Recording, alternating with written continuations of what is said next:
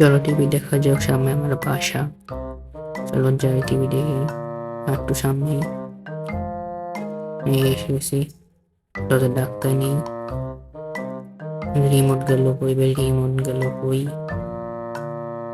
হ্যাঁ, SBC camera কি সাথে এনআরবিডি অ্যাপ্লিকেশন স্টার সিজন 2 চলো দেখা যাও।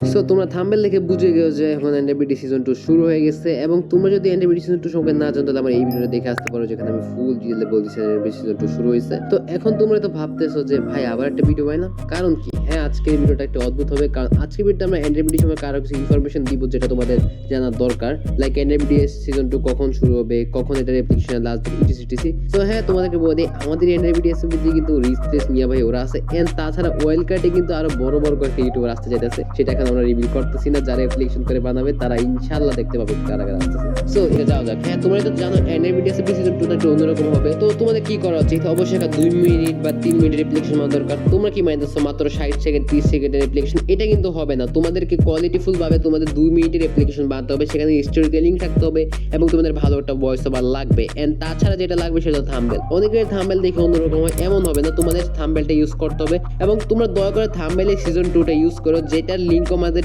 এনডিবিডি এসএমপির অফিশিয়াল যেমন দেখতে পেলা এনডিবিডি এসএমপি সিজন 2 চালু হয়ে গেছে, তাই তার জন্য কি প্রয়োজন? সে বলছে এডিটিং স্কিল, ভয়েস স্কিল, তোমার স্টোরি ট্যালেন্ট, থাম্বনেল, এগুলোর উপরই নেওয়া হবে। তাহলে জেনে নাও আমি কে। এদিকে সবার আগে জানা উচিত আমি কে।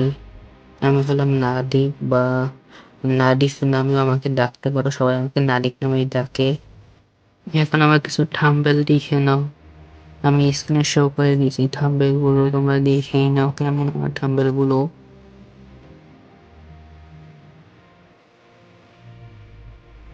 এখন যাওয়া যাক ভয়েসে আমি ইয়ারফোন দিয়ে দেই। আর এডিটিং আমি ক্যাপকাট দিয়ে করি বেশিরভাগ সময়, আর মাঝে মধ্যে প্রিমিয়াম প্রোয় যাই। আর যদি যাও স্টোরি ট্যালেন্ট, তাহলে ভাই আমার ভিতরটা ঘাটতি আছে ভাই, আমি মাল্টিপ্লেয়ার ছাড়া একটু স্টোরি টেলিং করতে পারি না। আমি যদি এসএমপি তে এসে যাই, যদি আমার স্টোরি টেলিং ভালো না হয় ভাই, আমার এসএমপি থেকে ব্যান করে দিল, লাগলে আমি নিজেই সার্ভার লিভ করে দিব ভাই।